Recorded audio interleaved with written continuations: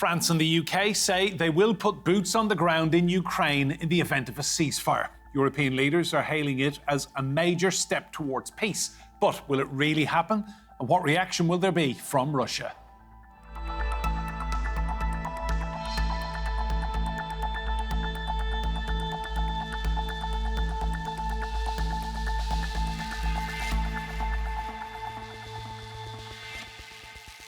Hello and welcome to Roundtable. I'm Enda Brady. Now, British and French troops could be deployed to a post-war Ukraine as part of a peace deal, with President Zelensky signing off on the proposal.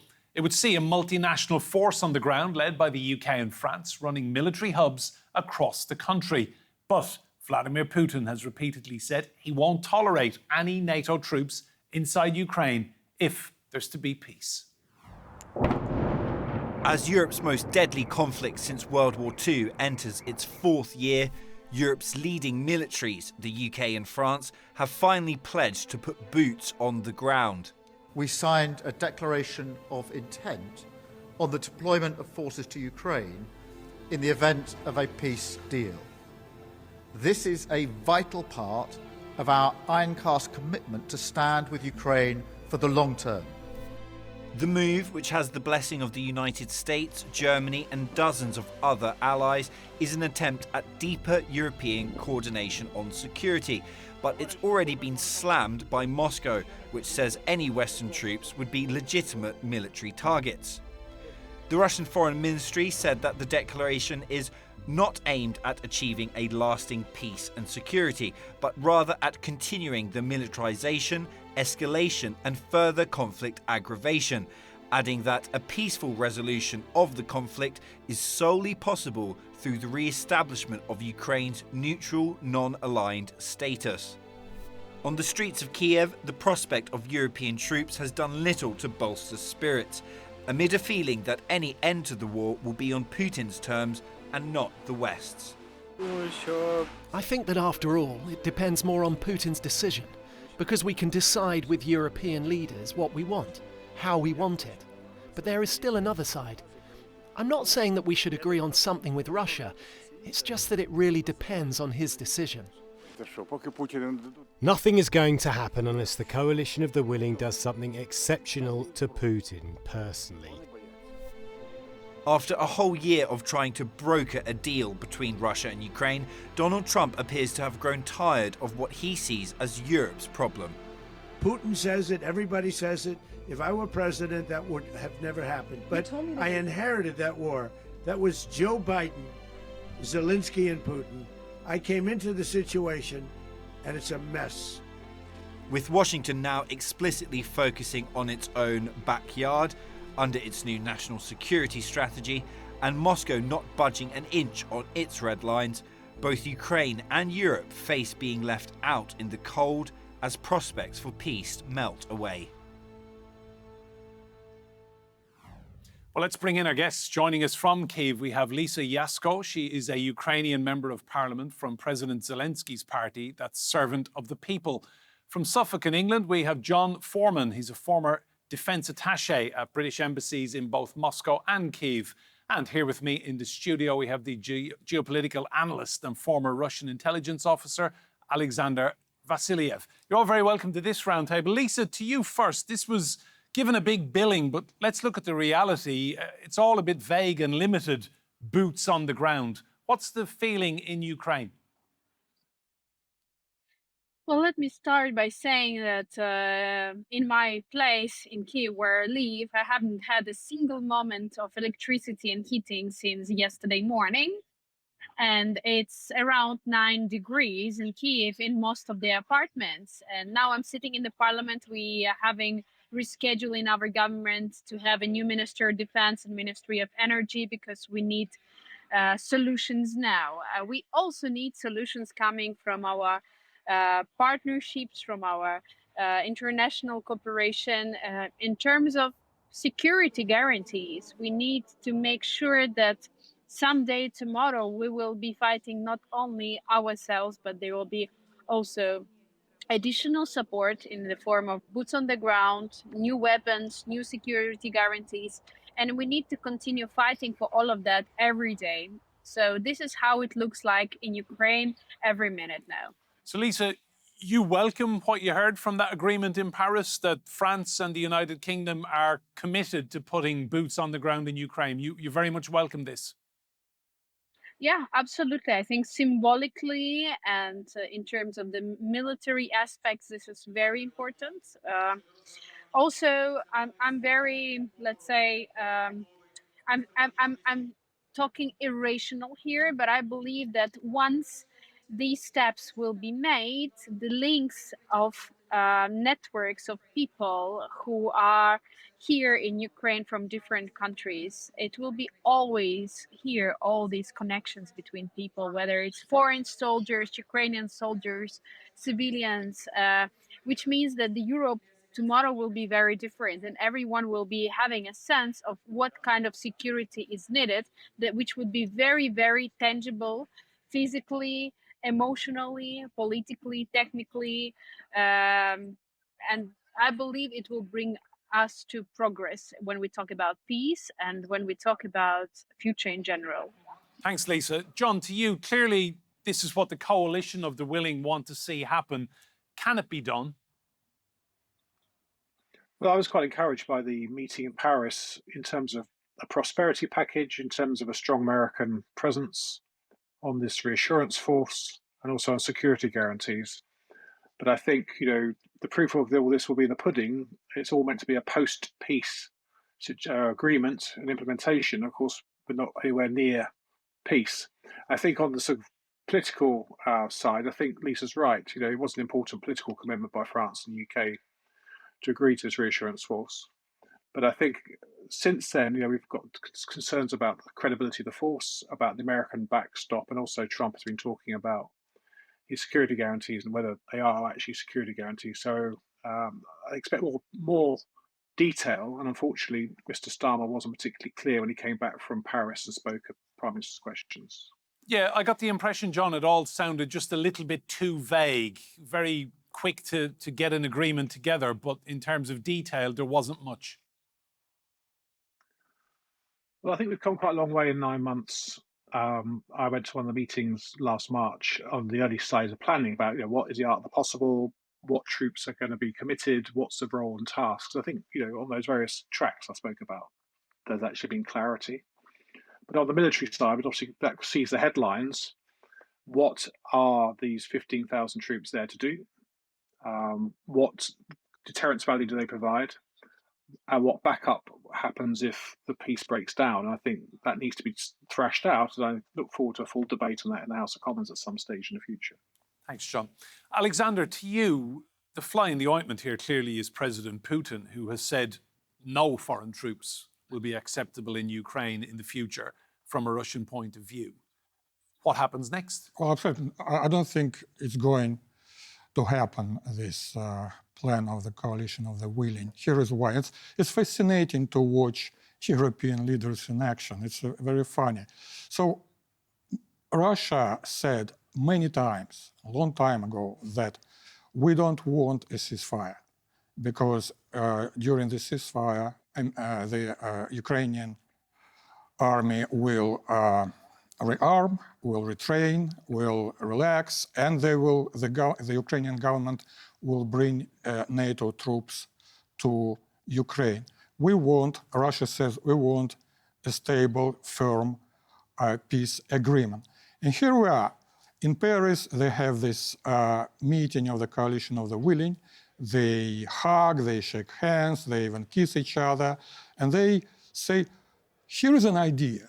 We are going to have a ceasefire, and we are going to bring British and French troops to Ukraine to have this military hubs, which is basically peacekeepers. Yeah, well, peacekeepers. Yeah, peacekeepers after the ceasefire. They have a ceasefire, but this ceasefire, Russia is not accepting the idea of ceasefire because Russia had it 10 years ago. If you remember the Minsk agreement, it didn't work.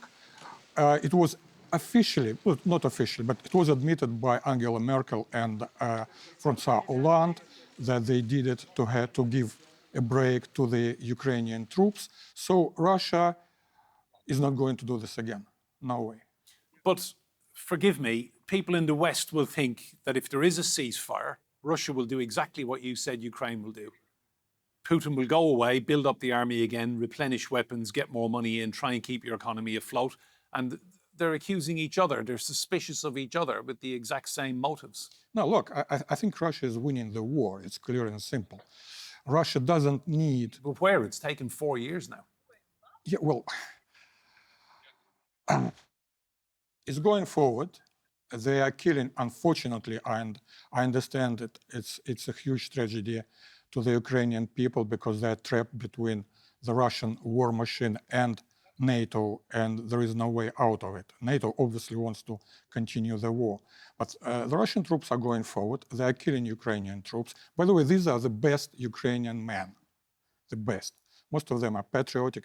They didn't run away to Europe, to Germany or Poland. And it's a really, really sad picture seeing them to die for Zelensky and NATO. So Russia doesn't need a break. Russia needs clarity. And by the way, this situation is, in my opinion, it's a win-win situation for Russia. Why?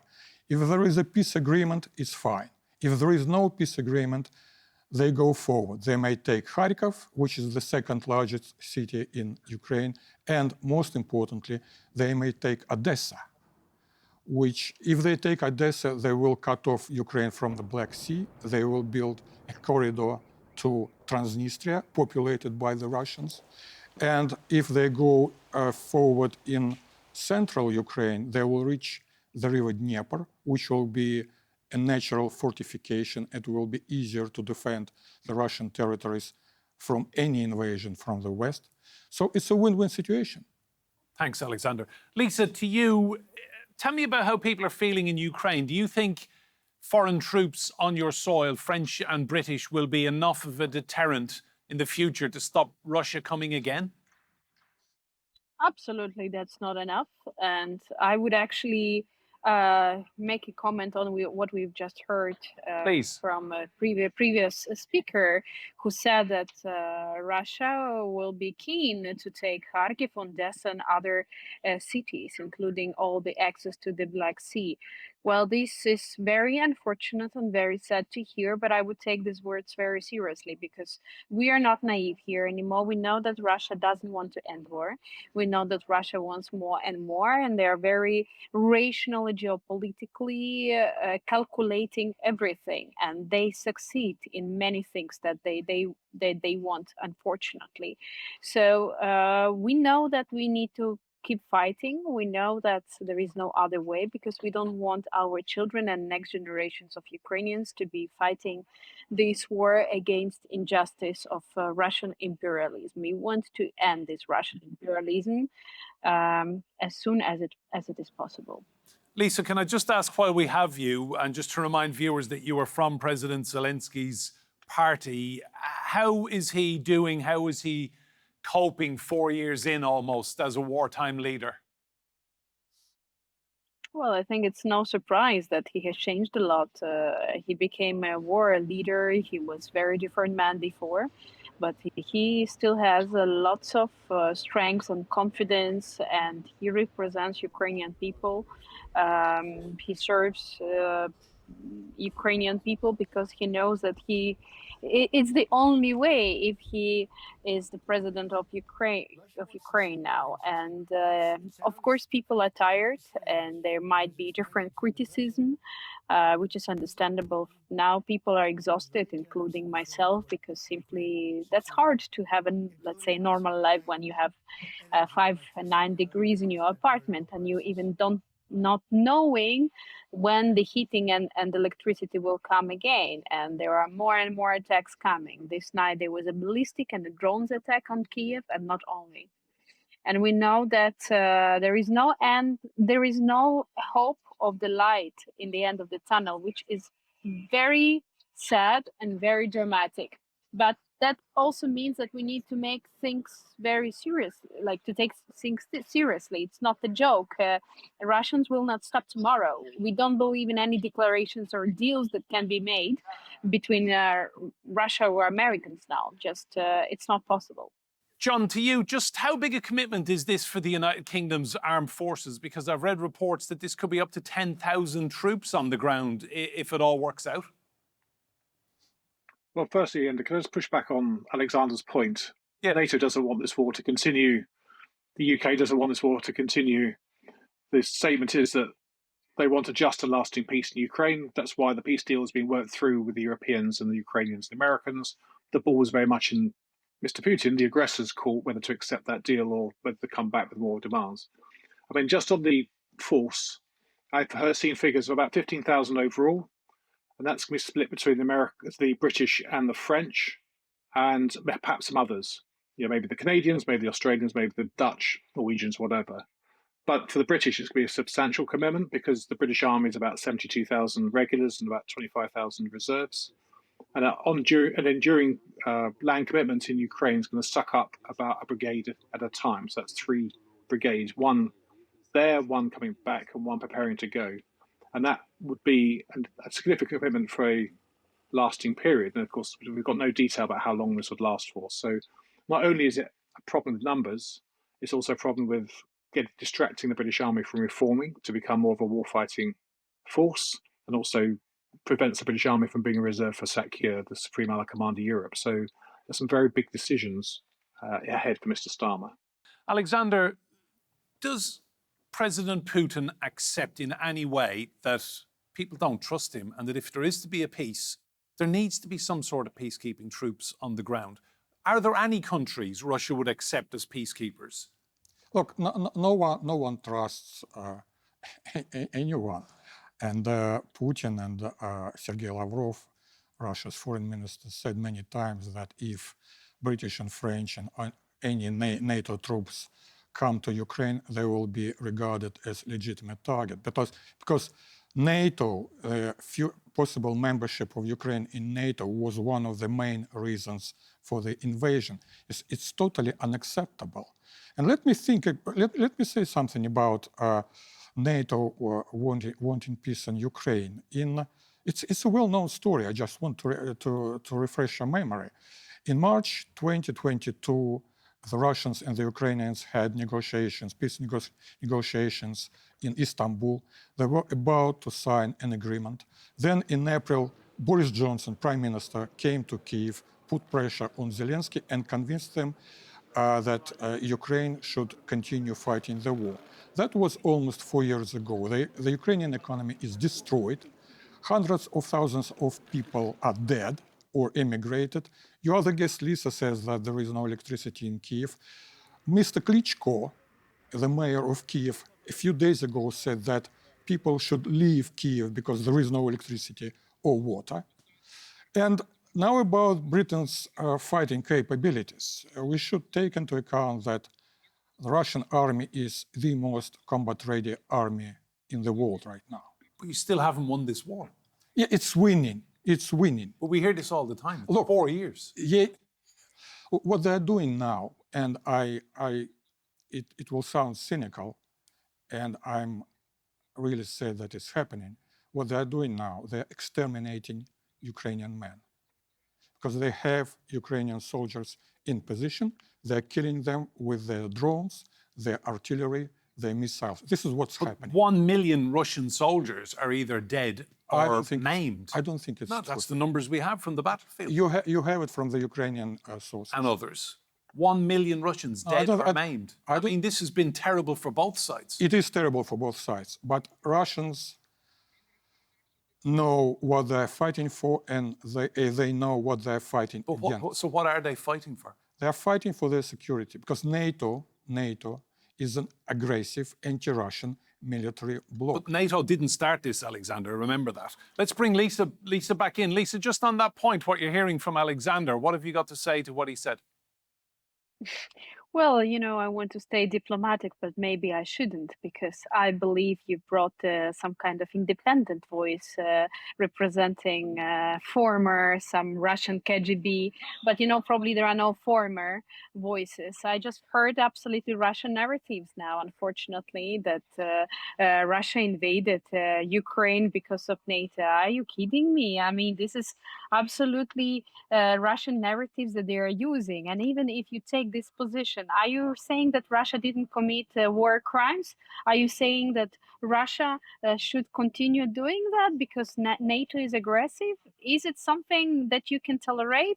I'm very sorry. We cannot tolerate this. And this is the moment of the history when we actually have to say no altogether. And I'm very grateful to all countries and all people around the globe who understand that, because you cannot be just saying that this is a great Russia and they can invade because they didn't like another military alliance. This is not what should be happening. Lisa, can I ask, you alluded to how difficult life is in Kiev these past few weeks with no electricity and power and no heat in your apartment. How much fight do you think Ukraine has left in it this year?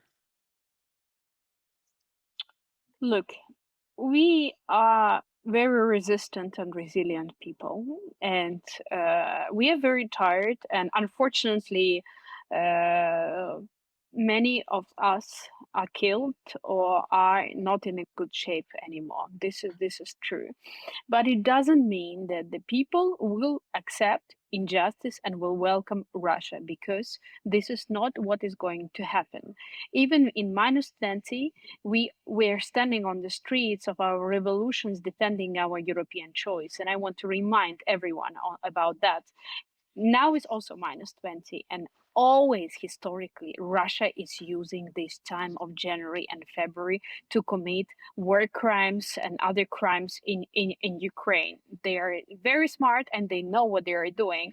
And unfortunately, I have bad predictions about the next weeks. I think it's going to be very tough weeks, but we don't have other choice. We have to continue defending ourselves.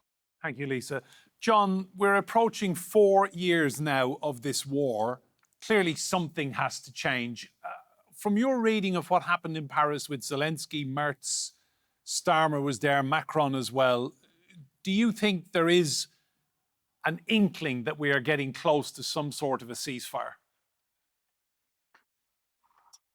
Well, I think Alexander was incorrect. The position of having a pre-ceasefire and then negotiations was abandoned in Alaska in August. So the deal on the table, the 20-point plan, we're waiting for a response from the Kremlin, and that's been delayed over Christmas and New Year. But I think, in terms of hope, I think 2026 is a time, I think the assessment is that the greater chance of some form of peace accord in 2026 than has been before. I think 2025 was a wasted opportunity because President Trump did not use his full offices to convince or coerce the Russian side, who remains the aggressor, into a peace agreement. And I think you see that frustration playing out on the Americans now that President Putin's been playing them along. He's been saying he'll do things and then not doing and continuing to attack. On the Russian side, I agree with the figures of 1.2 million killed and wounded and missing. The great, most combat-ready army in the world has advanced 60 kilometers in 4 years. They're not the greatest army in the world. They're not even the greatest army in Ukraine. So I think, passing through the sort of rhetoric and actually getting down to reality, that Russia and Ukraine are both locked into an attritional battle. We need to continue to support Ukraine in its choice to defend itself, and that's quite legitimate. But until the Americans actually decide that enough's enough, I think this war will continue. Lisa, we'll finish with you. Just give us your view of what life is like at the moment this winter in Kiev. You keep getting hammered. We've seen hypersonic missiles used against your capital city. Your energy structure is really struggling. How are the people of Kiev feeling with all of this discussion about foreign troops coming and you can't even keep your apartment warm? Well, people are not really discussing the foreign troops coming or not coming. People are discussing how to survive today. where to sleep, how to sleep, because it's not possible very often to sleep with such attacks, no matter where you are, in your apartment or in a shelter or in a basement.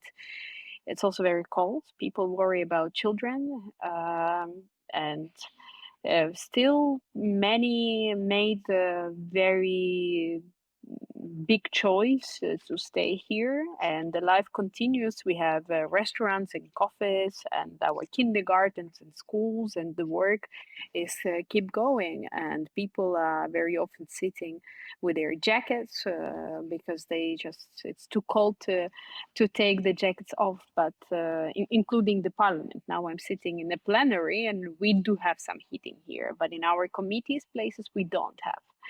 So probably it will get even worse next weeks, and then on the, I don't know, God or universe knows what will happen. But we are not going to compromise with the dignity that is a word that is very important to us. Lisa, thank you for sparing us the time from inside the Ukrainian parliament. We're very grateful to John Foreman as well and Alexander Vassiliev. Thank you all. Remember, you can see more discussion and debate on our YouTube channel. Just search for Roundtable TRT World. But for now, from me, Enda Brady, and all the team here, goodbye and thank you for watching.